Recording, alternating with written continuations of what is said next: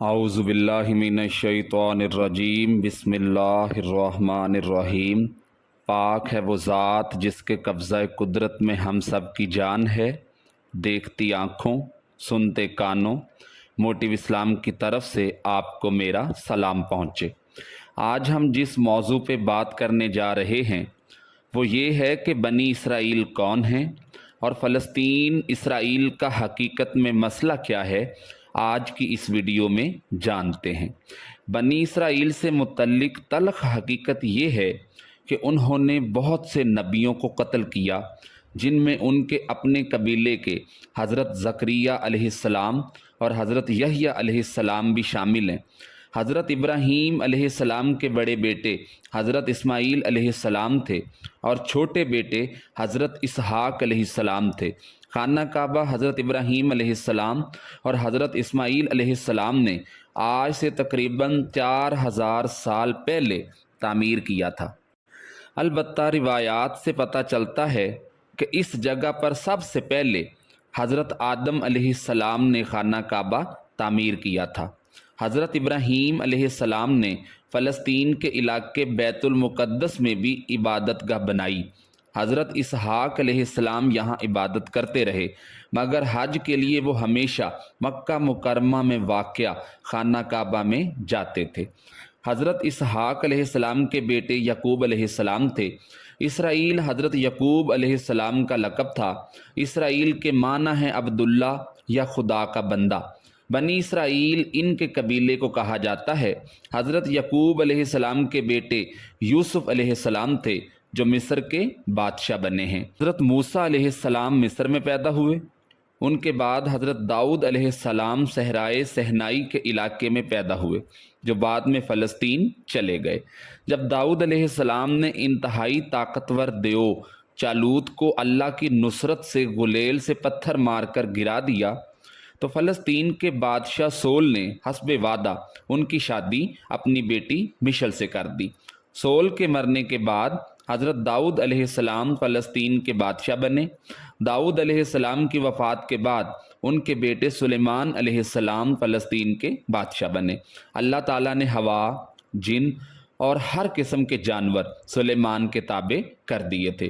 961 قبل از مسیح سے 922 کے دوران حضرت سلیمان علیہ السلام نے جنوں کی مدد سے مسجد اقصیٰ اسی جگہ تعمیر کروائی جہاں ابراہیم علیہ السلام نے عبادت گاہ تعمیر کروائی تھی۔ 586 قبل از مسیح میں یہ ریاست 2 حصوں میں تقسیم ہو گئی۔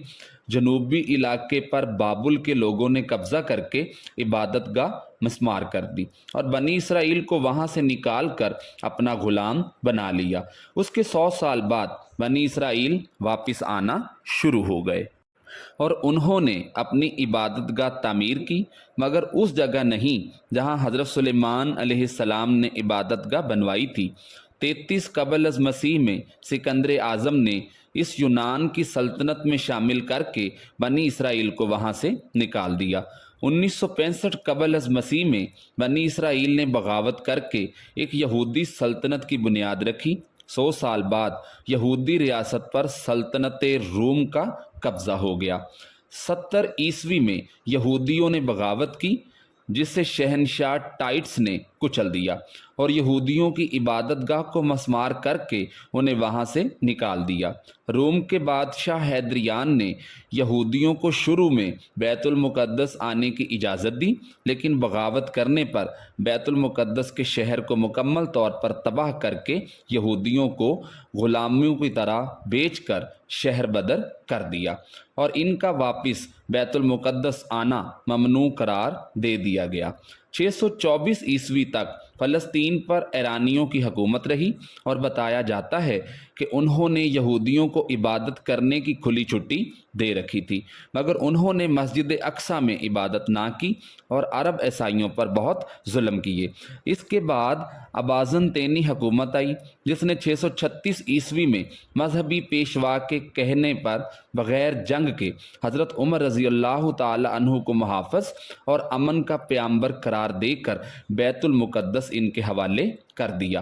حضرت عمر بن خطاب رضی اللہ تعالی عنہ نے مسجد اقصیٰ کی تعمیر 639 عیسوی میں اسی جگہ پر شروع کروائی جہاں پر سلیمان علیہ السلام نے تعمیر کروائی تھی۔ 636 سے 1918 عیسوی تک یعنی کہ 1282 سال تک فلسطین پر، جس میں اردن بھی شامل تھا، مسلمانوں کی حکومت رہی۔ بس اس میں وہ عرصہ شامل نہیں ہے جس میں صلیبیوں یعنی عیسائیوں سے جنگیں ہوئی تھیں۔ اس وقت تک یہودیوں کو فلسطین سے باہر ہوئے 1800 سال ہو چکے تھے۔ بنی اسرائیل کے متعلق تاریخی حقیقت یہ ہے کہ انہوں نے بہت سے نبیوں کو قتل کیا، جن میں ان کے اپنے قبیلے کے زکریا علیہ السلام اور یحییٰ علیہ السلام بھی شامل ہیں۔ حضرت عیسیٰ علیہ السلام بھی اسی قبیلے سے تعلق رکھتے تھے۔ ان کو بھی قتل کرنا چاہا مگر اللہ نے انہیں بچا لیا اور ان کے کسی ساتھی کو سولی پر چڑھا دیا گیا۔